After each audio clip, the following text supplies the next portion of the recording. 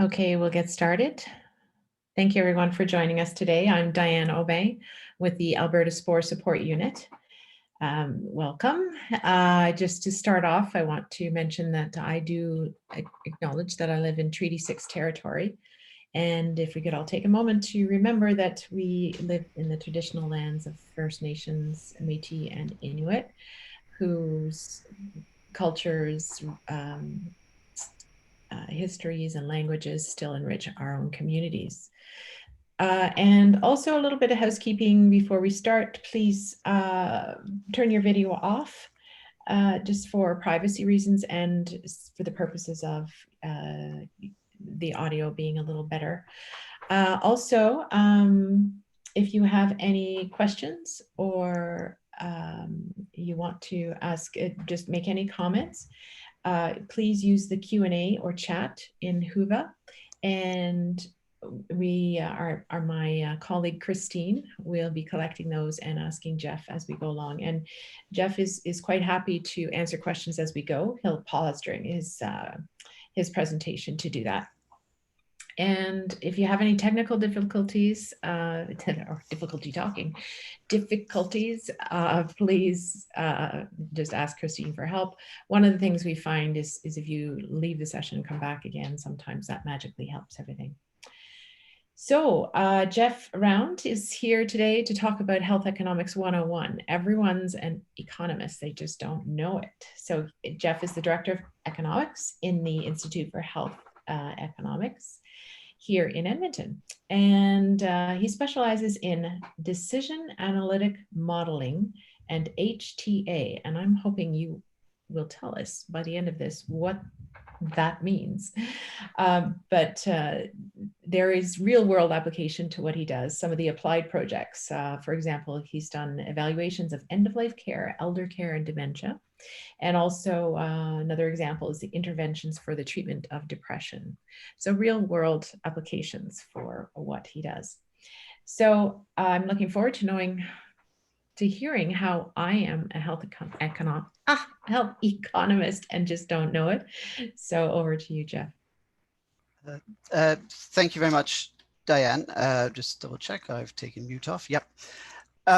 So thanks very much for the introduction. Just to say a little bit more about myself. I have been a health economist, or I've had a job as a health economist for about 15 years now. I was based in the UK until a couple of years ago when I moved back to Edmonton to take up my role as Director of Economics at the Institute of Health Economics. And for those who don't know what the IHE is, we are a not-for-profit organization, and we work very closely with the Alberta government and Alberta Health Services in providing evidence to support their policies and practices. So we are one of the organizations that provides health technology appraisals on behalf of the Alberta government.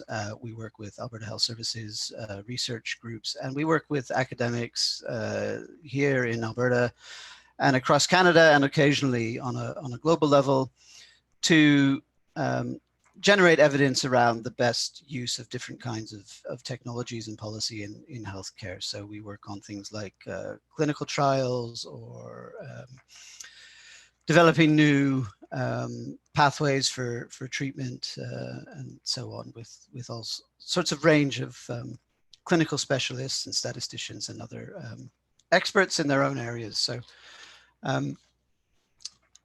I'm here to talk today a little bit about health economics. My aim is to try and show you how economic principles are really, how we apply those in health economics, but also how they're the sort of principles we often use in our day-to-day lives, and perhaps just don't realize that that's really where economics stems from, the study of economics. So I'm hoping that that's what we'll be able to do in this session, and then you'll also learn a little bit about what health economists do.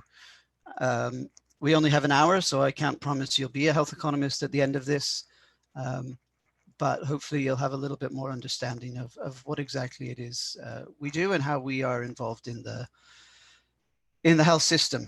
Okay, so let's just get this. Okay, so over the next 45, 50 minutes or so, and leaving time for questions, I'm going to talk about three main things. One is scarcity and opportunity cost. These are the two of the most essential principles in economics, and they really shape the field of study in fundamental ways. So I thought I would introduce those. I'm going to talk a little bit about some of the principles of cost effectiveness analysis. Now, health economics is more than cost effectiveness analysis, but this is a really core activity, particularly for the IHE and for AHS and other health systems. And this is where a lot of people in the health system will have their most direct interaction with health economists is in the understanding or application of cost effectiveness type stuff. And then I'm going to talk about something that maybe doesn't get considered as much as an economics thing, and that's ethics and equity, because I think it's really important to show how the ways that economists think about problems also have to take into account the way that resources are distributed. And every time you're talking about distributing resources in a system, there's ethical and equity related questions, and they're very much at the forefront of the sorts of work that health economists do. There'll be some opportunities throughout to ask questions. Please put any questions you have at any point into the boxes, like Diane said. I have got a couple of slides where, if I were doing this in person, we would break into small groups and have some small group discussion. I couldn't work out how to adapt those for an online session, but I still think they're valuable exercises. But I'll ask folks to maybe at that point just put some ideas and things into the chat box, and that will then get fed back. We can have that discussion. We'll see how that works. But if nothing else, it'll be a chance for people to think about the way they use economics in their day-to-day life. And that's actually really one of the first things we'll come to in a couple of minutes time. So the first section, I just want to talk about resource scarcity and opportunity costs. So and really this, this is something that everybody deals with on a regular basis. And the way I try to approach this is to ask people, when you last went and did a trip to the grocery store or the supermarket, what did you buy? And what were the things that you factored into your decision making when you went to the supermarket? So we can't really do a little group discussion, but imagine you were off to the supermarket for your shopping. You had $100 in your wallet, and you had to get groceries for 1 week for an adult and a child. Okay, what are you buying? What are you buying? And this is the list that I'm gonna virtually hand out to you all. So hopefully you can all see that, and the slides I believe were circulated as well, so you can reflect on that. But you've got $100. You've got to make some decisions. I'll be honest, I don't know how well these currently relate to prices. The list is a few years old, but cheese, coming from the UK, cheese is very expensive here in Canada. So for those who might really adore cheese, you might have some tough decisions to make. But this is the kind of thing that economists have to think about all the time. We have a budget, we have to make some purchasing decisions. How are we distributing that money across the budget, and what are the reasons for doing that? So, I said a few conditions on the previous slide. Your budget, but also that there's one adult and one child that you need shopping for. So, questions you might be asking yourself are things like, okay, so for $100, what do I need to have a healthy diet for 1 week? Ground beef and ice cream, those are the same price. Can I afford to get both? What do I need to feed the child? How much milk do I need? How many packs of yogurt, and so on? This is very much the same idea conceptually as economists are dealing with when we're thinking about well, how do we allocate our healthcare budget? Um, you know, we have various different areas where we can spend our money. We have a budget. How do we do it? So if you can imagine filling that sheet in.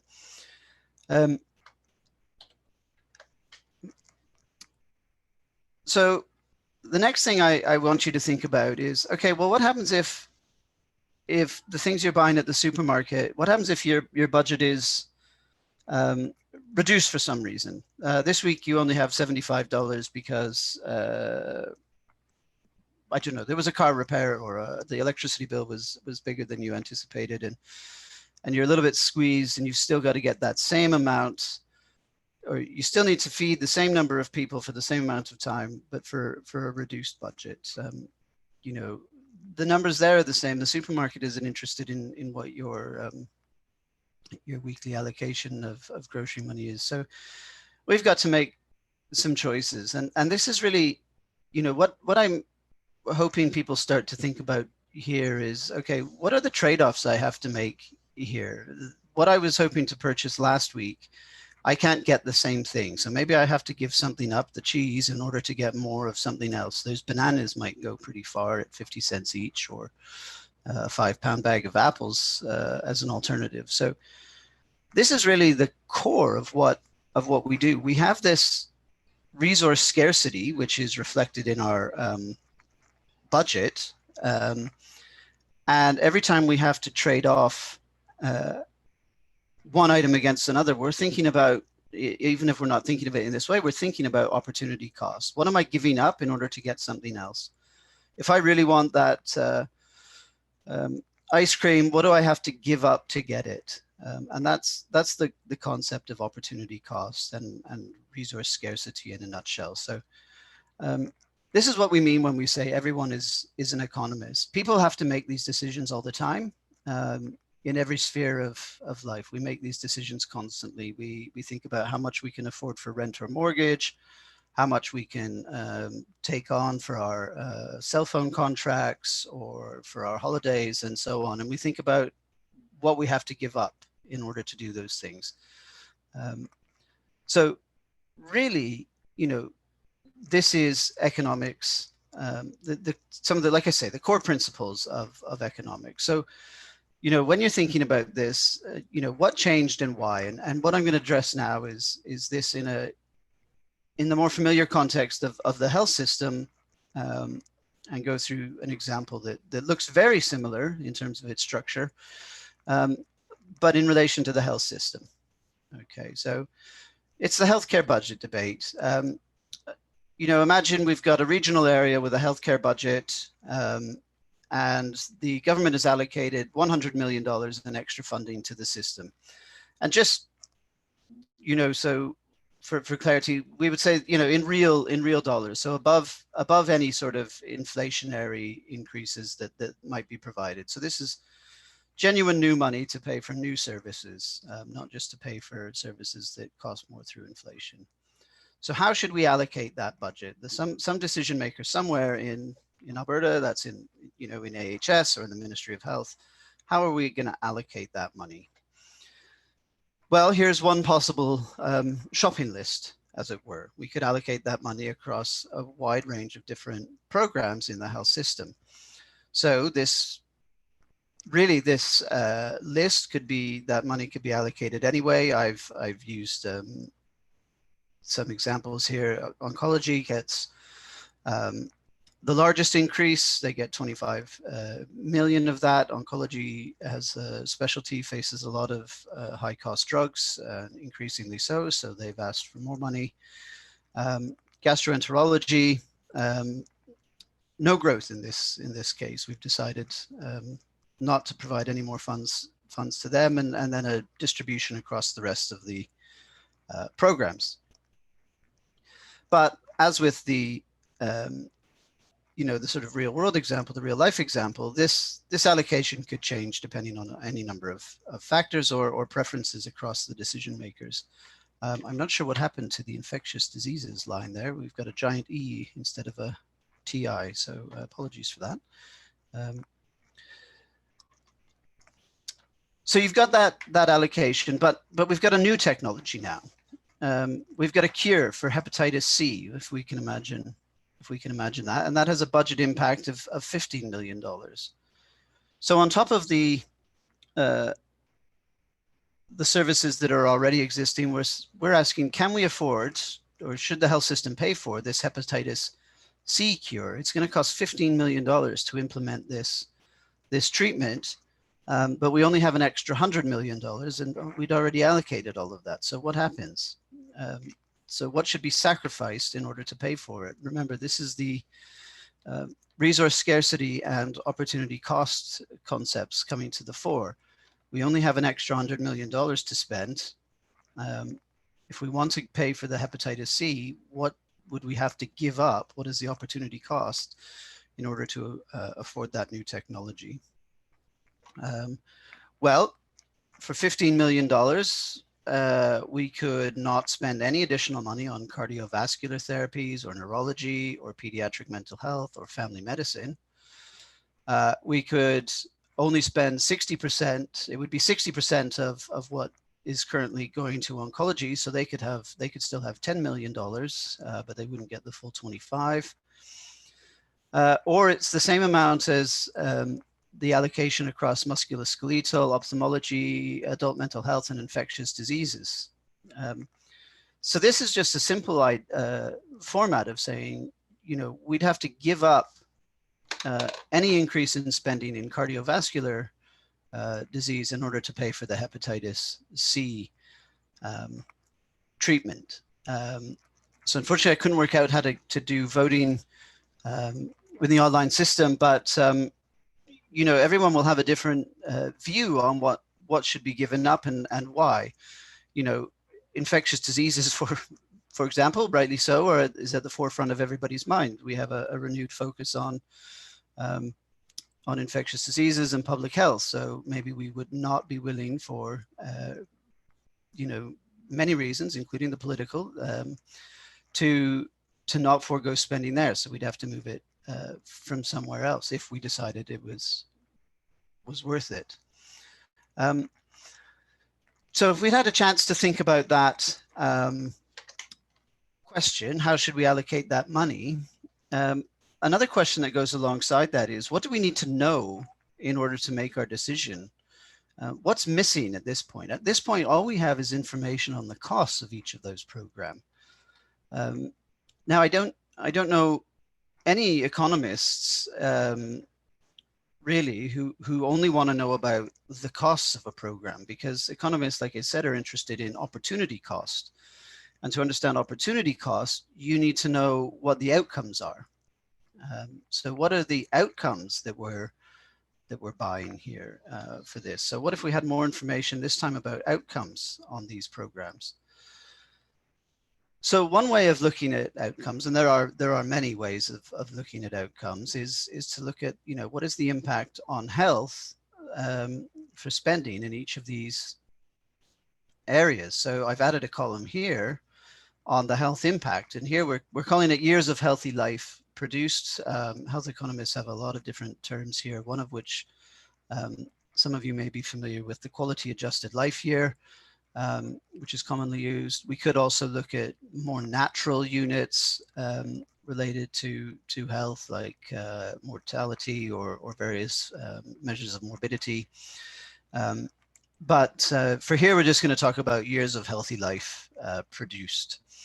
So that total, that in that column for healthy life produced, we've got the total years of healthy life across the program, irrespective of the increase. So you can see gastro doesn't get any increase in funding, and it generates 150 healthy life years, and so on down the line. So here we've got two pieces of information now. We've got our total budget growth allocation plus the benefit that is generated by that area. So now we can start to make some real comparisons here. It's not just about how much something costs, but it's about how much benefit is generated by that. So we can look on the next slide. Oh, sorry, not quite yet.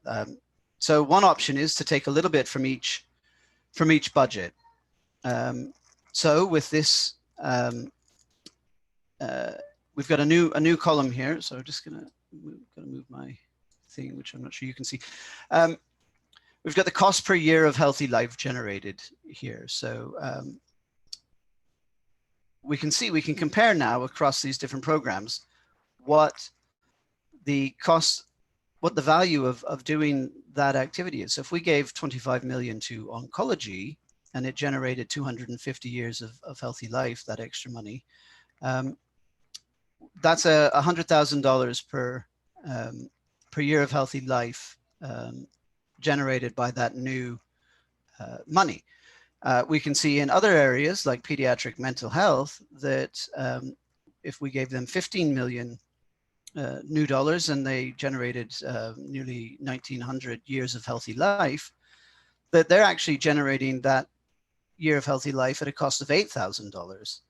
So we can see they're in many ways much more efficient potentially at generating healthy life than the oncology program. So if we were to want to split that cost, we could look at different programs and evaluate how efficient they are at generating additional health. So the least efficient programs, according to the numbers we've used for this example, are the oncology, cardiovascular, and ophthalmology programs, because they generate health at the highest cost per additional healthy life year. And if we add the hepatitis C cure into that at the very bottom of the slide now, at $15 million, it generates 214 years of healthy life at a cost of $70,000 per each of those extra healthy years. So you can see that it's generating health at a lower cost than those other three programs, but still more than the remaining programs. So still more than neurology, infectious diseases, and so on. So that's a really sort of crude example, but it's the kind of comparison that we're making in economics, in health economics all the time, and in trying to understand, where do we get the most bang for our buck, as it were? Where are we generating the most health for the money we're spending? So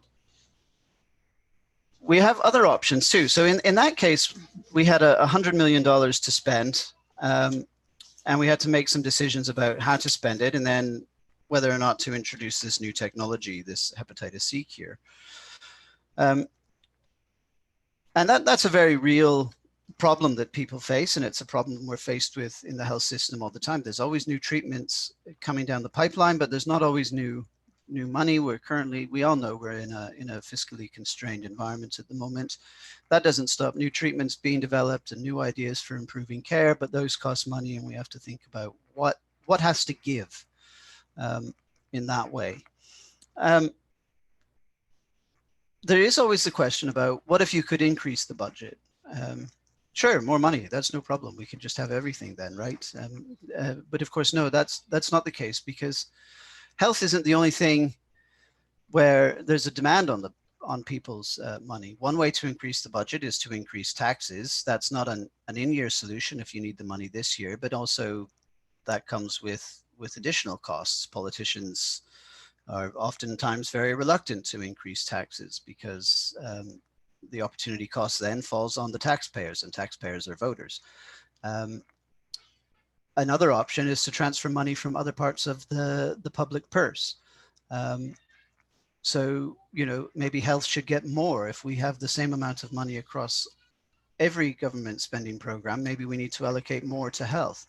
That doesn't make the problem go away. It just changes where we look at it, because there's a lot of other public sector areas where we might want to look at our spending. So, education, police, pensions, defense, social programs, environmental programs. There's multiple ministries, multiple ways to spend money at provincial and federal levels. If we wanted to reallocate some money for health, we still have to look at what the opportunity cost is in terms of where that money comes from. So in this case, we might look at things like, if we needed to reduce the education budget by $15 million, it's not a very big proportion of of 350 million, but it still has to come from somewhere. So perhaps we have to increase kindergarten class sizes as a result. So, you know, in terms of the police budget, it's a much greater proportion. So maybe we have to not follow up as many reports of crime. Some of the lesser crimes, like the vandalisms or the petty thefts, might not go as might not be investigated in as much detail. So the question is, you know, or I guess not the question, the point is, no matter what level we set this question at, there's always resource scarcity. If we set the question at the level of the health system, we have to choose amongst different health priorities. If we set the level at that higher whole governmental level, we have to choose between multiple different priorities, and we have to think about it in terms of what we give up in relation to our, you know, with respect to our decision. We know that we would get, I think it was $70,000 per healthy year of life by implementing the hepatitis C for 214 additional healthy life years. We can trade that off against kindergarten class sizes increasing to over 25. It's not an easy trade-off to make, but it helps to think in these concrete terms of we have to give something up somewhere else in order to have what we want. And we can go lower as well, you know, within a specialty area, new oncology drugs coming down the pipeline. If there was no increase in oncology budgets and we wanted to accommodate new drugs, we'd have to think about what oncology care we might have to give up within that program area. So, you know, this question is salient at every level of the system, and I think it's really important that people recognize that. And I think people frequently have to do these and make these decisions in real life, and maybe don't realize perhaps that they are actually using these principles of economics in that decision-making process. So, you know, it's always a problem. Society has finite resources. When I was learning economics many years ago, we used the expression, you know, unlimited wants but limited means. You know, we want a lot of stuff. We can't have it all. We have to make tough decisions about exactly how we do it. And this is the case. Healthcare spending, I'm sure we've heard many times, this data is a little bit out of date now, but the trend is not changed over the years. That spending as a percentage of GDP is increasing. So even as economies have grown and national wealth has grown,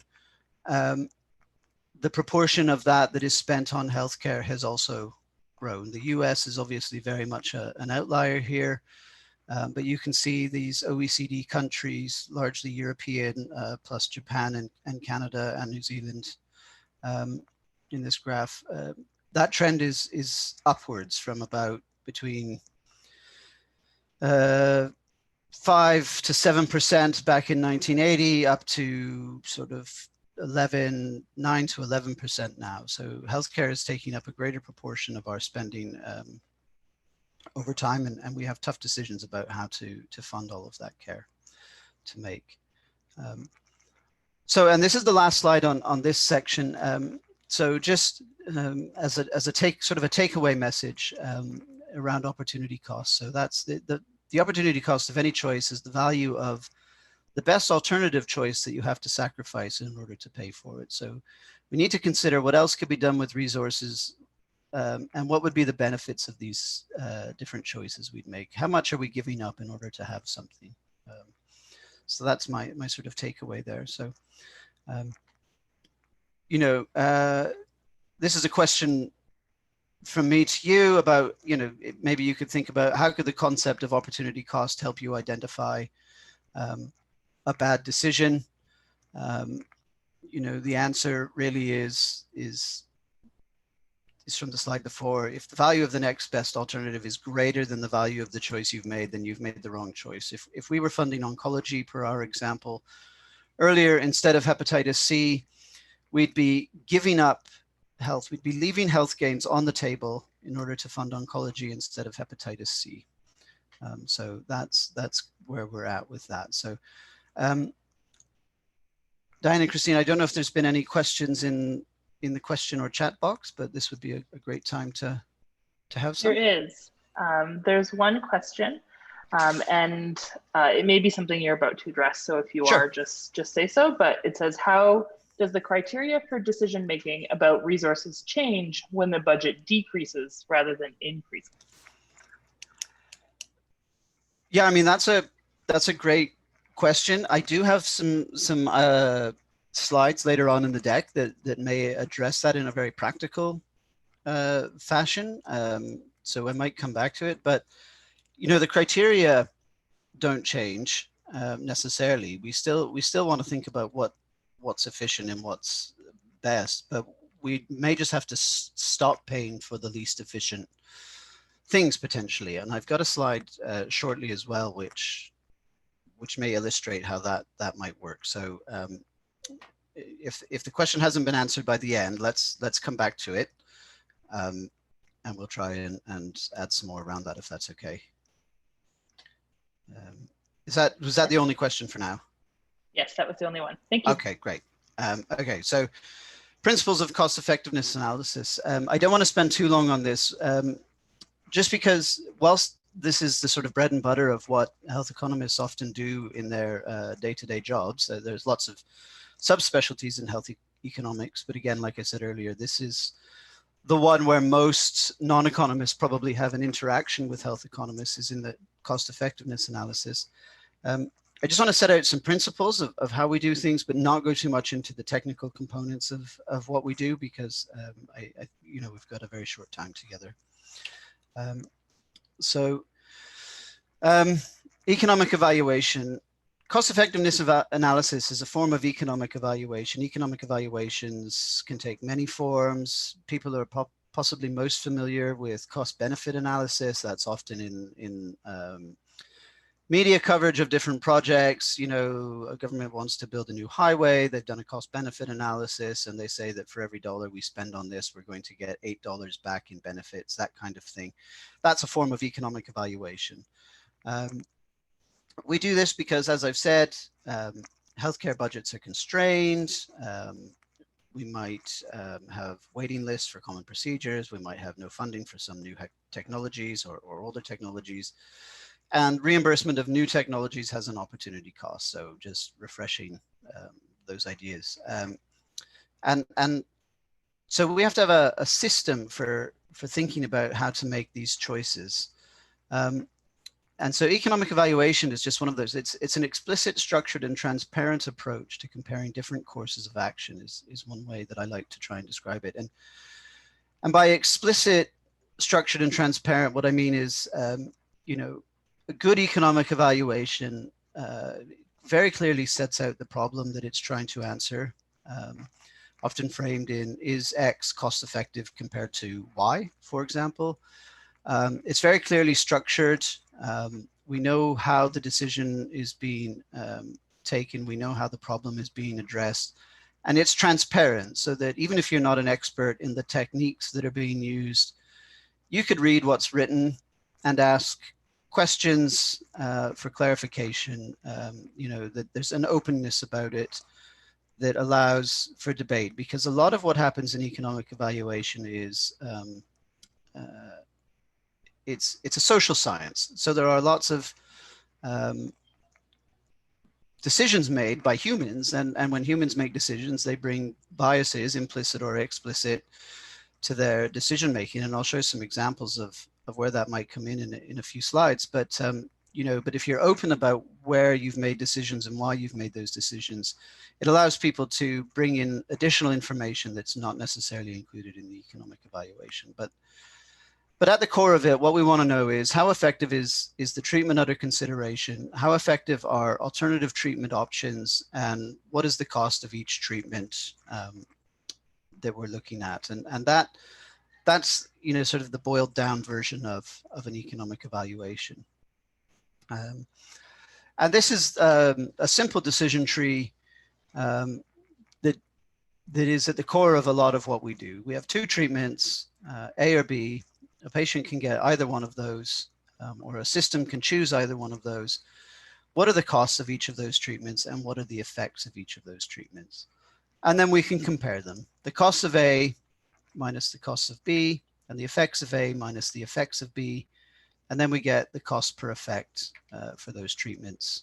And we get what's known as the incremental cost effectiveness ratio. And if you think back to that earlier slide, we implicitly did that when looking at the cost of allocating funds to treatment areas and the healthy life years gained by doing that. So the oncology was $100,000 per healthy life year gained. The hepatitis C was 70,000 per life year gained, and so on. So we've essentially done that, and now we can compare them directly. So when we look at that, we're trying to compare the health gains and the health losses to different groups. So the funding the technology provides health gains for some beneficiaries of the technology, but funding that technology results in some losses for other patients. So it's really easy to imagine this if we think of resources in particular where we have some sort of infrastructure that can only be used by one group at a time. So if we say wanted to reallocate surgical theater time from orthopedics to cancer patients, then the cancer patients get access to care, and some orthopedic patients will lose out. They'll either have to wait longer or their cases will no longer be considered sufficient priority for surgery when faced with that constraint around theater time, if that makes sense to folks. So the technology is considered cost effective if the change in costs over the change in effects is greater than something we call lambda, which is really the cost effectiveness threshold. And in the most common usage, you'll see this in relation to probably drugs being evaluated by CADTH when they do their HTAs. They will talk about the cost effectiveness ratio for a drug and the cost effectiveness threshold. Now, they haven't set an explicit cost effectiveness threshold, CADTH, but I don't know if folks saw PMPRB's most recent guidelines, which were formally released last Friday, I believe, where they've sort of landed on a cost effectiveness threshold of $60,000 per QALY. So what they're saying is we should be willing to pay for a technology as long as it generates an additional quality adjusted life year for $60,000 or less. At that point, we should be paying for it. So if the differential costs and effects are such that the product is $60,000, the ICER is $60,000 per QALY or less, then that technology should be considered cost effective. Now that's a guideline. It's not a hard and fast rule. In the UK, they have a range that they use. They say if a technology costs between £20,000 and £30,000, it should be considered cost effective. So there's a slightly different approaches in different jurisdictions, but the essential component is the same. Okay, so and this is where a figure to show it. So on the left hand, on the y-axis, we have health benefit per $1,000, and the taller bars are the best value ones, and the lower bars are the lesser value activities. So you can see there on this example, ophthalmology is our lowest value activity, and so that represents our opportunity cost. Anything we introduce into the system should generate health at a better value proposition than our ophthalmology services. At the moment, orthopedics is not in the system. Obviously a very stylized example, but to give you a sense of it. So those treatments to the right of the solid black line, which represents the budget, are not currently covered by the system. So we would have a choice to make. Should we introduce orthopedics into the system, and what would we have to give up to do that? Okay, well, to do so, we could give up ophthalmology, which has a budget of 2.5 million, generates 50 years of healthy life, and so generates that at $50,000 per healthy life year. Or we can do orthopedics, which has the same budget, generates 55 years of healthy life, and does so at $45,455 per healthy life year. So we can see our difference in costs here is 0. So that's really simple. We can say they cost the exact same amount. But orthopedics generates 5 more units of health compared to ophthalmology. So we should be paying for orthopedics now. Like I say, this is a very stylized example, but you can see how that works, and how the orthopedics services would squeeze out the ophthalmology services in this case. It's more health generated at the same cost for that service. So that's how the cost effectiveness threshold for a given budget works. And now any new treatments that would come into the health system, I don't know if you can see the cursor. Now the new opportunity cost is the top of the orthopedics bar. Now any new service has to at least generate health as efficiently as orthopedics does in order to be considered cost effective. So our effective threshold changes. And this is a slide that I mentioned about implicit or explicit sort of biases and decision making going into cost effectiveness analysis. Cost is something that we might think of as being fairly fixed. A thing costs what it does, but really it matters how we measure those different costs across different programs. So, you know, we have our obvious costs associated directly with the treatment that somebody might receive. So they might receive a drug that costs a certain amount of money, and we can evaluate that.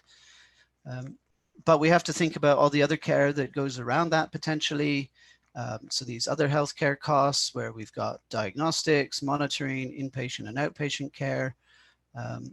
So it's not just the treatment alone, but if you need to be diagnosed, or if you need a genetic test to see if you're a suitable candidate for a particular drug, if you need routine monitoring and blood tests, if you need additional inpatient and outpatient care in order to, for that treatment to be effective, sorry. And it's an ever expanding circle. Then we think, okay, well, you know, different costs might shift, or how we think about costs might shift our decision.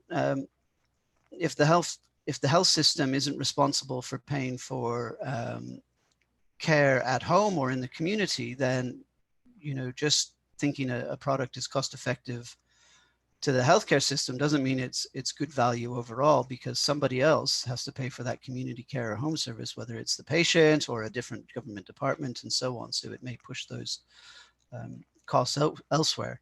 And then we also have to think about this wider perspective sometimes about costs that are borne by the patients or their families. So patients who need treatment might lose income due to their work absence, or they might have to take an early retirement. Two different treatment options may have different impacts on those two outcomes, and may make the decision different if you include them as opposed to not including them. Again, informal care by family and friends. If people get a treatment and they end up needing a lot of support that isn't covered by the healthcare system, it may fall on other people who may also have to have reduced expenses or have out-of-pocket expenses. So these are decisions that really affect the outcomes of cost effectiveness analysis, or really can affect them, and aren't necessarily, there's not a single set right way of doing it. It depends on which costs you're interested in. Health system payers are generally interested in health system costs. So the treatment costs and these other healthcare costs, and the CADTH guidelines for technology appraisal say that, you know, these are the costs that should be considered by analysts. So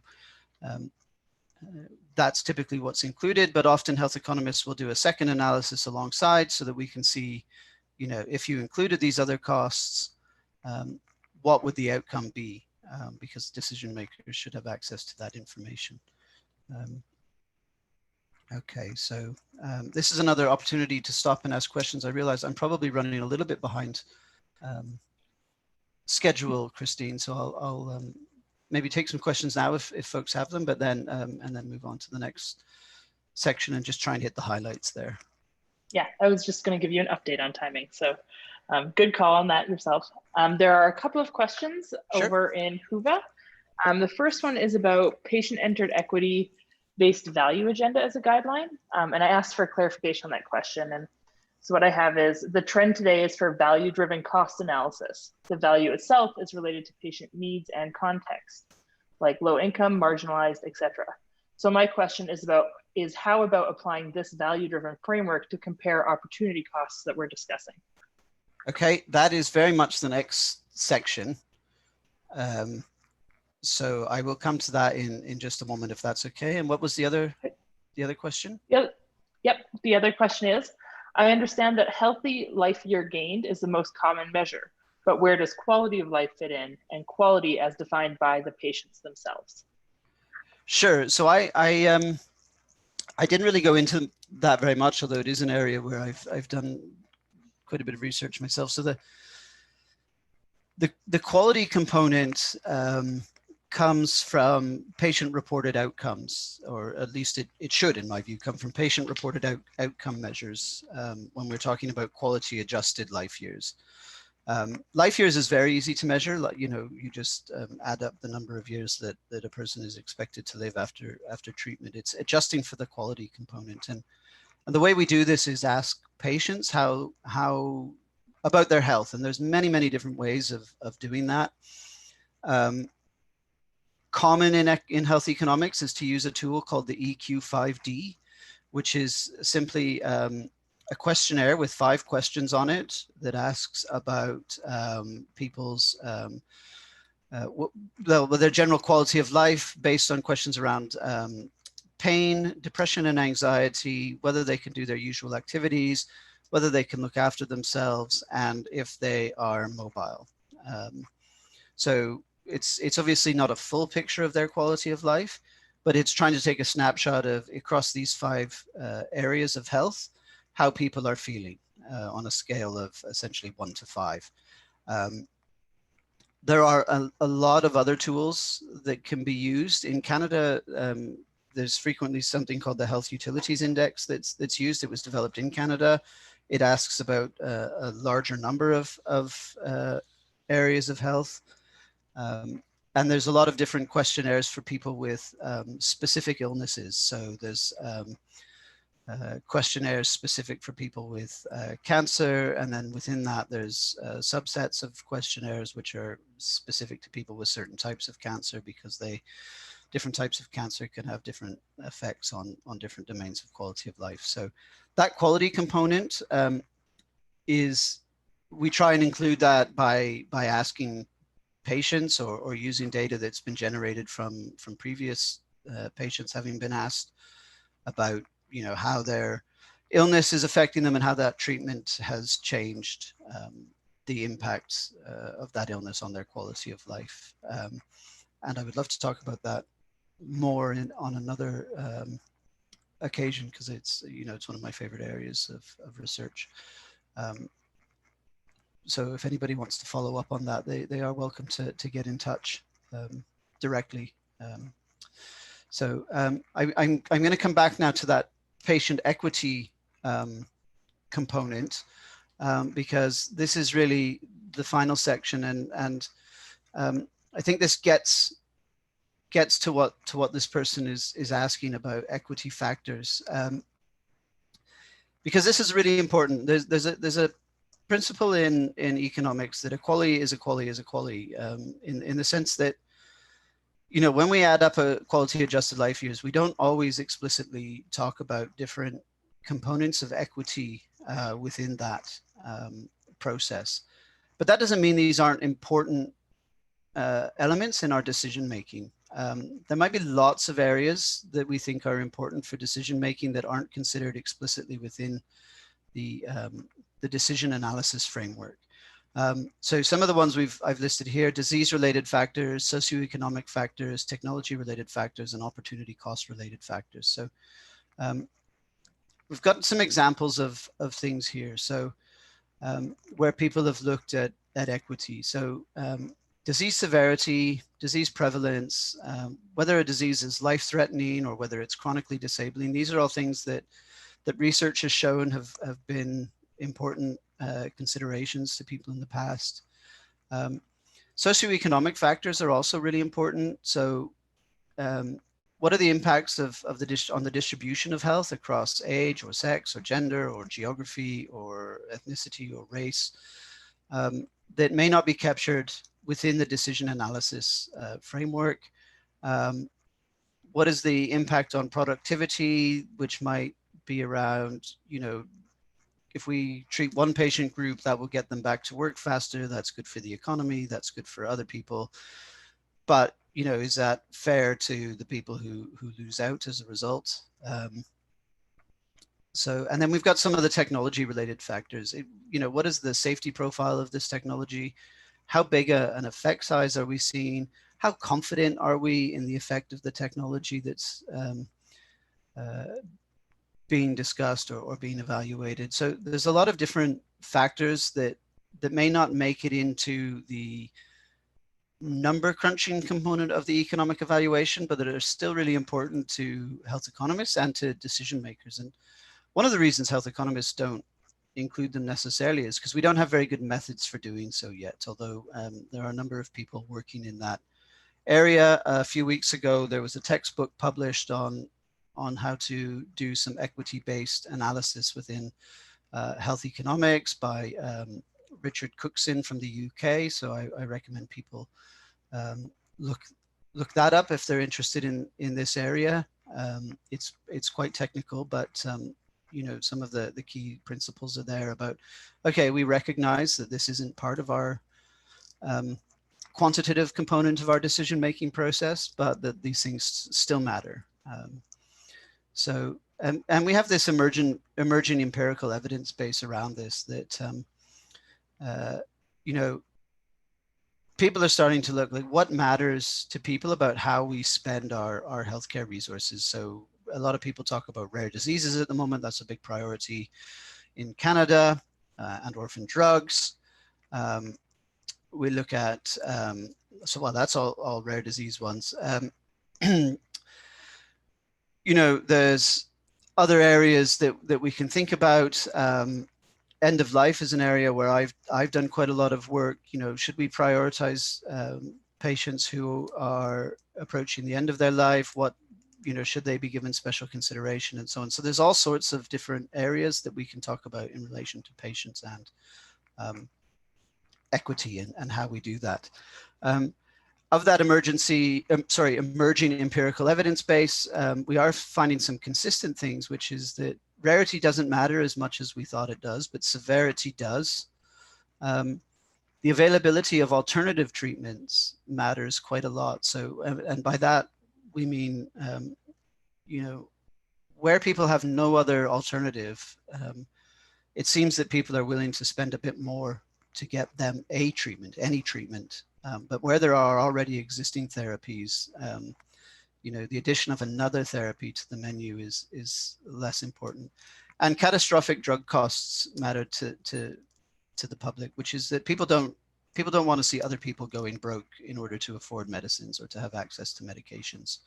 And that seems fairly consistent across different countries. So, so equity is something that we are looking at more. It's a developing in terms of quantitative, but there are other non-quantitative ways that it's addressed usually. So I'm going to skip over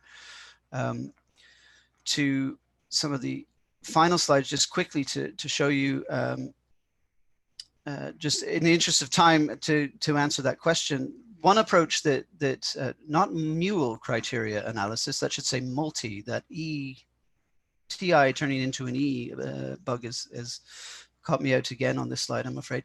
So that should say multi-criteria analysis or multi-criteria decision analysis. And this is a non-quantitative deliberative approach that different jurisdictions use for considering, you know, multiple factors in their resource allocation decisions. So this process is you identify all of the criteria that are relevant for evaluating your decisions. You give them each a bit of, you weight them in terms of importance. You score them in terms of their performance against the criteria. And then you come up with a total score for each product under review. So you might look at things like the effectiveness of the program or the technology. So that might be the clinical effect or the generation of the number of healthy life years generated. You might look at the budget impact and affordability, even cost-effective things, if they're highly expensive, might not be affordable. So we have to consider that. What is the budget impact overall? Does it reduce inequalities between different groups? You know, should we, if we had two things that were otherwise equal and giving it to a group that was disadvantaged over a group that already has several other advantages, maybe we should explicitly make that equity component part of the decision. Numbers of people likely to benefit from the program, ability to access the program or the intervention.